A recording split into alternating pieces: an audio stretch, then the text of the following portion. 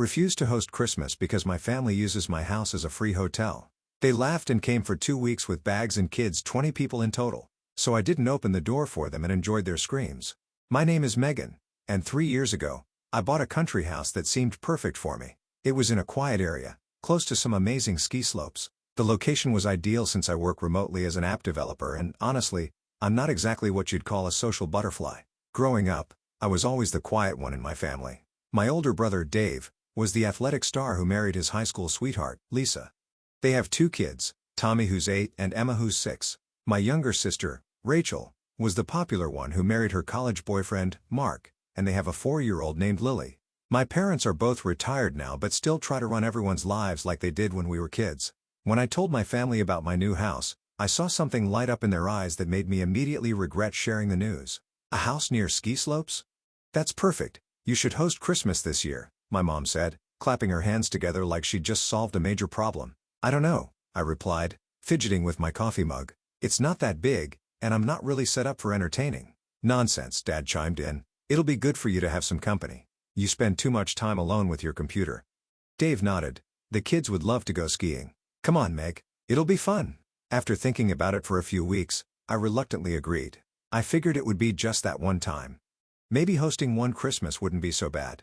It might even be nice to have the house filled with people for once. As Christmas approached, I worked extra hours to get ahead on my projects. The holiday season is actually one of my busiest times, as everyone wants their new apps ready for the December rush of phone gifts and downloads. The closer the holiday got, the more I realized I wouldn't have time to cook the massive spread my mom would expect. The day before everyone was due to arrive, I called up the best local restaurant and ordered their holiday package: turkey, ham, sides, desserts, the works. It cost a fortune, but I figured it was worth it to avoid the stress of cooking while trying to finish my work. When my family pulled up to my house, it was like watching a clown car unpack. Bags, presents, ski equipment, and noisy kids poured out. My mom rushed over and hugged me tightly. "Oh, Megan, this place is gorgeous. I can't believe you live here all by yourself." I smiled, already feeling the introvert alarms going off in my head. "Thanks, Mom. Let me show you around." The tour took about 5 minutes. It wasn't a mansion, just a modest 3-bedroom place. I'd converted one bedroom into my office, which meant most of my family would be sleeping on air mattresses and pull-out couches. "Where's the Christmas dinner?" Mom asked, peering into my kitchen. "Don't tell me you haven't started cooking yet." "Actually, I ordered everything from Pine Valley Restaurant. They're delivering it tomorrow morning," I explained. My mother's face fell so dramatically you'd think I just told her I was canceling Christmas altogether. "Restaurant food? For Christmas?" "Mom, I've been swamped with work. I didn't have time to. A good hostess would have made time," she interrupted, her lips pursed. When I hosted Christmas, I started preparing days ahead. I bit my tongue. There was no point arguing with her. She'd never understood my career, always treating it like some kind of hobby rather than an actual job. Christmas dinner actually went better than I expected. Despite my mother's disapproval, everyone seemed to enjoy the restaurant food. We exchanged gifts after dinner, and I'd spent weeks picking out perfect presents for everyone. The latest gaming system for Dave, designer purse for Lisa, artwork for Rachel and Mark, toys for the kids, and a weekend getaway package for my parents. In return, I received a scarf from Rachel, socks from Dave and Lisa, and a coffee mug from my parents that said "World's Best Aunt." "We all pitched in together," Mom explained. "We thought it would be more meaningful that way." I smiled and thanked them, even though I knew the combined cost of their gifts was probably less than what I'd spent on any one of them. But that wasn't the point of Christmas, I reminded myself. The days after Christmas were a blur of noise, mess, and barely contained chaos. The kids used my house as a playground, racing up and down the stairs, spilling drinks on my rugs, and leaving toys everywhere. The adults went skiing during the day and returned to more restaurant food that I continued to pay for without complaint. Not once did anyone offer to help clean up. Dishes piled in the sink, wet towels were left on bathroom floors, and nobody seemed to notice or care. Each night, I'd wait until everyone was asleep, then quietly clean up enough to keep my sanity. "Megan, we're out of coffee," my dad announced one morning as I was trying to squeeze in an hour of work. "There's a grocery store 10 minutes away," I replied, not looking up from my computer. "Well, we don't know the area," he complained, "and we're all getting ready to go skiing." I looked up at him standing there in his new ski pants that I'd bought him for Christmas. "I'll go get some after I finish this section. We wanted to have coffee before we head out," he pressed. So I closed my laptop, got dressed, and drove to the store, while everyone else continued getting ready for their day of fun. By New Year's Eve, I was exhausted and behind on my work. I hadn't had a moment to myself in a week, and my bank account was feeling the strain of feeding 9 people restaurant meals every day. "This has been so wonderful," Mom said as we clinked glasses at midnight. "We should do this every year." I nearly choked on my champagne. The next morning, they all packed up to leave. Not one of them stripped a bed or washed a dish. They hugged me goodbye, thanked me for everything, and drove away, leaving me with a house that looked like it had been hit by a tornado. A year passed quickly. My work kept me busy, and I was grateful for the peace and quiet of my house. Mom and Dad would call occasionally, usually on holidays or my birthday, but they never mentioned Christmas again, which gave me hope that maybe they'd forgotten about making it a tradition. That hope was shattered exactly 2 weeks before Christmas when my phone rang. Mom called with her extra cheerful voice to announce they were all coming back to my place for Christmas this year. My stomach dropped immediately. Before I could protest further, she hung up. I spent the next few days weighing my options but ultimately did what I always did. I started preparing for their arrival. I cleared my schedule as much as possible, stocked the refrigerator, and mentally prepared myself for another week of chaos. What I wasn't prepared for was the text I received a full week before I was expecting them, saying they had just left and would be at my place by dinner. I nearly dropped my coffee mug. I called my mother immediately to confirm what I was reading. She explained that the kids got out of school earlier than expected, and they all managed to get more time off work. When I explained that I had thought they were coming on the 23rd, she acted like the change of plans was a wonderful complete disruption to my work schedule. 7 hours later, my driveway was once again filled with cars, and my house was filled with noise. Mom burst through the door first, giving me a quick hug before immediately commenting that I hadn't decorated yet. When I explained I was planning to do it that weekend since I wasn't expecting them until the following week, she simply waved dismissively and said it was good they were there early to help. The help turned out to be Mom directing me where to put everything while she supervised from the couch. Meanwhile, the kids were already making themselves at home, pulling out toys and games and spreading them across my freshly vacuumed floor. Soon after, Mom announced there was nothing to eat in the house. I reminded her I wasn't expecting them until the following week and offered to cook something in an hour, but she insisted on ordering from the expensive restaurant we had used last year. I handed over my credit card, knowing I'd probably regret it. "Just the essentials, Mom. I've already spent a lot this week." She patted my cheek like I was still 12 years old. "Don't worry about money during the holidays, dear. Family is what matters." 2 hours later, she returned with bags of prepared meals from the gourmet section of the grocery store, 3 expensive bottles of wine, and a receipt that made me wince. "Mom, this is way more than we need. When I'm on vacation, I like to enjoy myself," she replied, unpacking the bags. "Besides, I never get to relax at home. There's always so much cooking and cleaning to do." Christmas morning arrived, and once again, I had ordered a full holiday meal from Pine Valley Restaurant. It cost even more this year, but watching my family's faces light up as they dug into the food almost made it worth it. After dinner came the gift exchange. I had once again spent weeks choosing perfect gifts for everyone. A drone for Dave that he'd been talking about for months, designer winter boots for Lisa, a spa package for Rachel, a high-end watch for Mark, and toys the kids had specifically asked for. For my parents, I'd splurged on a weekend at a luxury mountain resort.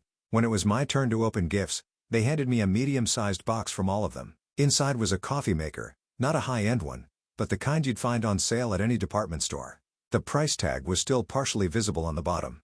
Rachel explained that they had all pitched in because they knew how much I loved coffee. I forced a smile and thanked them, holding back from pointing out that I already had a perfectly good coffee maker they'd been using all week, or that the combined value of their gift was probably less than a tenth of what I'd spent on them. That evening, as everyone relaxed in the living room, I found myself cleaning the kitchen alone. The sink was piled high with dishes, and the counters were covered in food spills. I'd been at it for nearly an hour when Rachel walked in to get another glass of wine. "This place is a mess," she commented, looking around. "Yeah," I agreed, hoping she'd take the hint and offer to help. Instead, she filled her glass and said, "Mom's asking if there's any of that chocolate cake left from yesterday." I dried my hands on a towel and turned to face her. "Rachel, would you mind helping me with these dishes? There's a lot, and I've been cleaning up after everyone all week." She looked genuinely surprised. "Seriously? I'm on vacation, Megan, and the kids are finally settled watching a movie." "I'm on vacation too," I pointed out, "or at least, I'm supposed to be. But I've been working and cleaning and paying for everything." She rolled her eyes. "It's your house, you can't expect guests to clean." "I can expect family to pitch in," I countered, especially when they invited themselves. Rachel's face hardened. "I'll go get Mom." Minutes later, both Mom and Rachel returned to the kitchen with indignant expressions. Mom took Rachel's side, stating firmly that they wouldn't clean during their vacation and suggesting that if I didn't want to host, I shouldn't have invited them. New Year's Day arrived, and I was counting down the hours until everyone would leave. But at dinner, Dad announced that they'd all been having such a great time that they had arranged to take more time off and would be staying for another 2 weeks. I was stunned, explaining that this wasn't what we had planned and that I had work and deadlines to consider.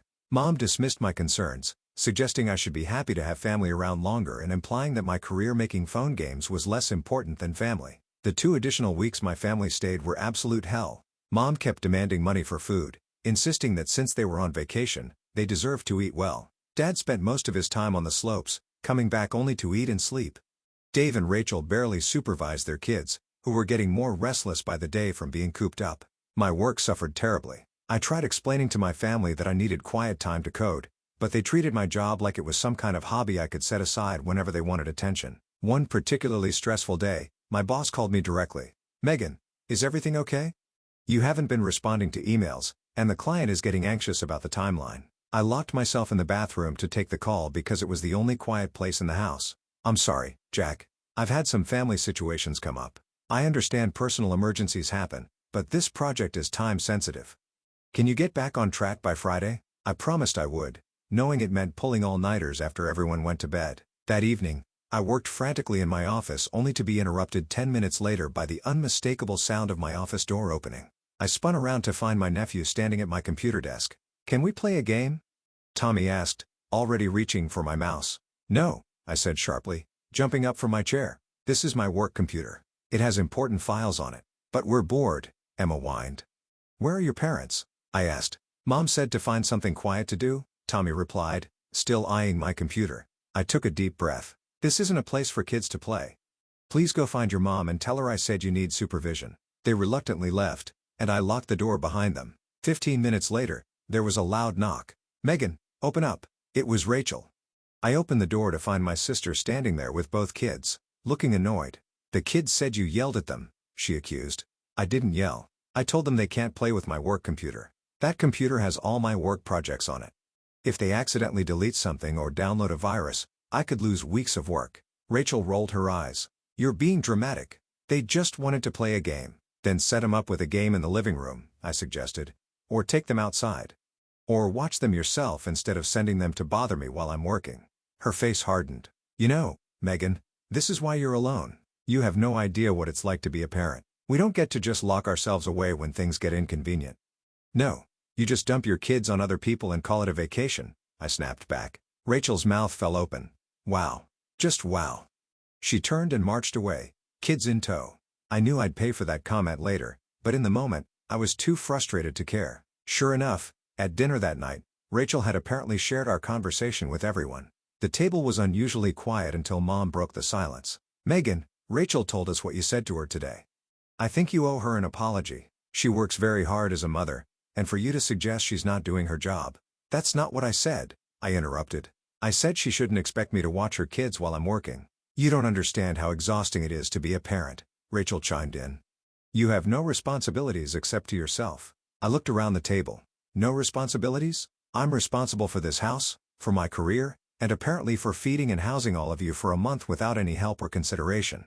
"Oh, here we go again with the poor me routine," Rachel said, making air quotes. "You're just bitter because you're alone." The table fell silent again.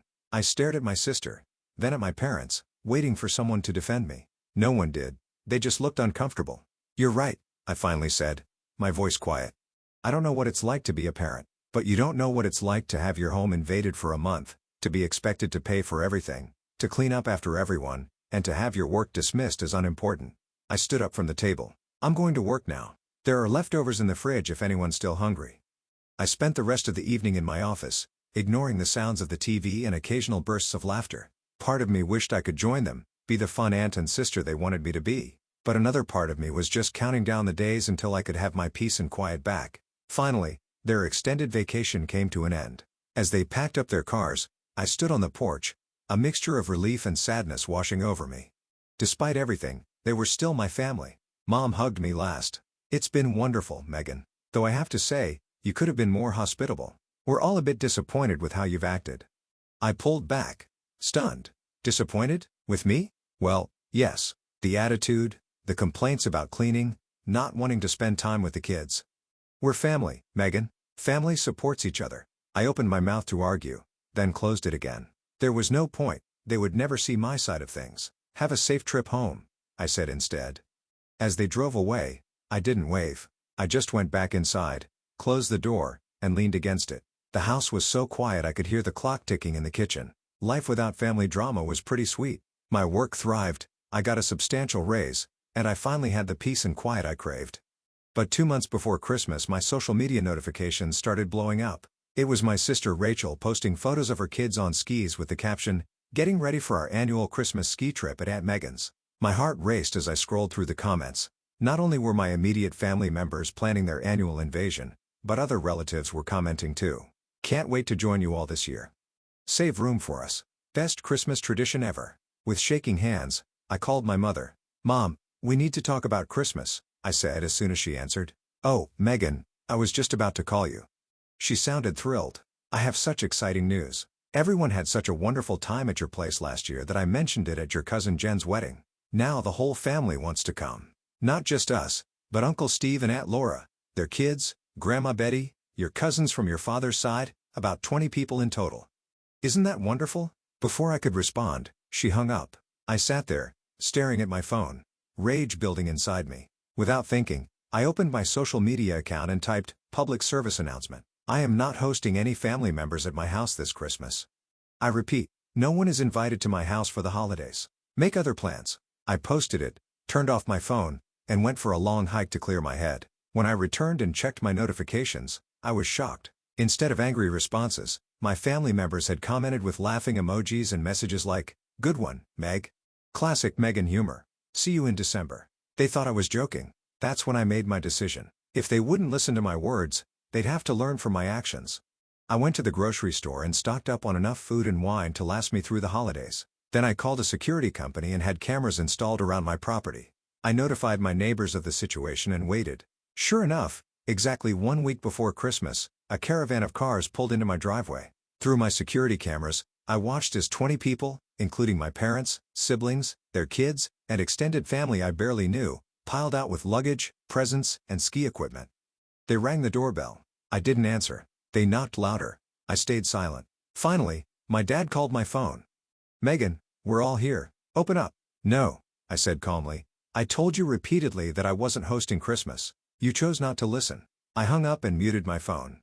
Through the cameras, I watched as my family huddled together in the cold.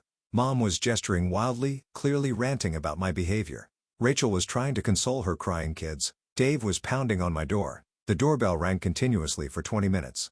Then I saw something that made me grab my phone immediately. The kids were making snowballs and throwing them at my windows. I called Rachel. "Tell your kids to stop throwing things at my house right now." "They're just playing," she snapped. "If you'd let us in." "I have security cameras recording everything," I interrupted. "If they break a window, I'll report the damage to the police." After I hung up, the adults quickly stopped the kids from throwing more snowballs, but the shouting got louder. My neighbors noticed the commotion and came over. Through the cameras, I could see my elderly neighbor Mr. Peterson talking firmly to my family. A few minutes later, my phone rang again. It was Mr. Peterson. "Megan, your family says you've locked them out. Is everything okay?" "Yes, Mr. Peterson. I repeatedly told them not to come, but they showed up anyway. I'm not letting them in." "I see," he said slowly. "Well, they're causing quite a disturbance. If they don't quiet down or leave soon, I'm afraid I'll have to call the police." "I understand. Thank you for letting me know." When I hung up, I turned up the volume on my security system. I could hear Mr. Peterson relaying our conversation to my family. "This is private property," he was explaining. "If Megan doesn't want to let you in, that's her right, and you're disturbing the neighborhood. I suggest you all find somewhere else to go before the police get involved." The looks of disbelief on my family's faces were almost comical. They'd never imagined their plan could fail so completely. After a heated discussion among themselves, they finally started packing back into their cars. The fallout was swift and dramatic. The next day, Rachel posted a long, tearful video about how I had abandoned my family at Christmas and left children out in the cold. My social media was flooded with angry comments from relatives and even some old school friends who'd heard the story. I didn't respond to any of it. I didn't try to defend myself or explain why I'd done what I did. They'd never bothered to listen to me before, so why would they start now? Instead, I invited a few close friends over for Christmas dinner. We cooked together, exchanged modest gifts, played board games, and didn't once mention my family drama. It was the most peaceful, enjoyable Christmas I'd had in years. In the months that followed, my phone remained silent. No calls from mom on my birthday. No texts from my siblings about their kids' activities. No invitations to family gatherings. I was officially the black sheep, the cruel daughter who had turned her back on family tradition. And honestly, it was exactly what I wanted. Maybe someday they'd realize how they'd taken advantage of me. Maybe they'd understand that true family respects boundaries and doesn't treat one member like a free hotel service. Maybe they'd acknowledge that what they'd been doing was selfish and unfair. But even if that day never came, I was okay with it. I had finally stood up for myself, and that was worth more than any family approval. My house was mine again. My time was mine again. My life was mine again.